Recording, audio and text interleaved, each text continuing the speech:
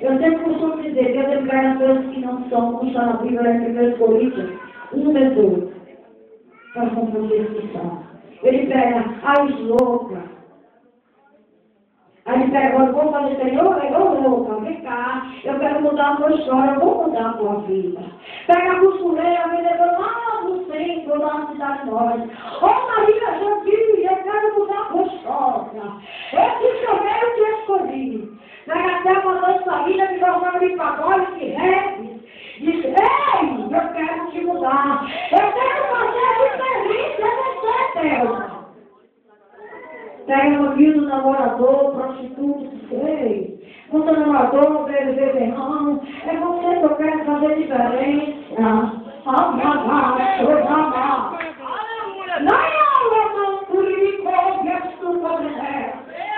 Aleluia, Deus. Pega o pé, mata os pesados da sua família, igual de terra. Na chorama.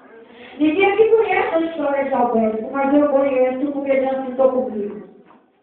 Onde ele se batizava, ele disse, pastor, só não sabe quem foi eu. Eu vou falar aqui de outros dois, porque ele não está testemunhando.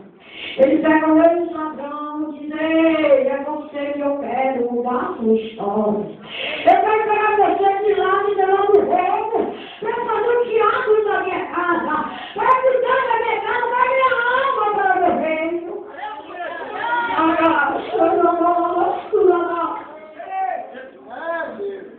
Ele pega o militar, que ninguém dá nada, que ele não sabe nada.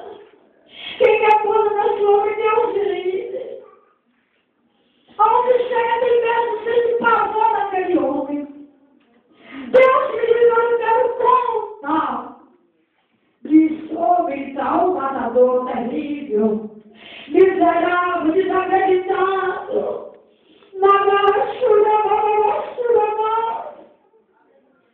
É você que eu quero para fazer a diferença.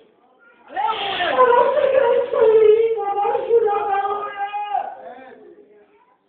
e eu me chamo a Trindade, hoje eu te chamo, para te consagrar para a grande obra. Tu já pegou a minha palavra e está no plano do mundo.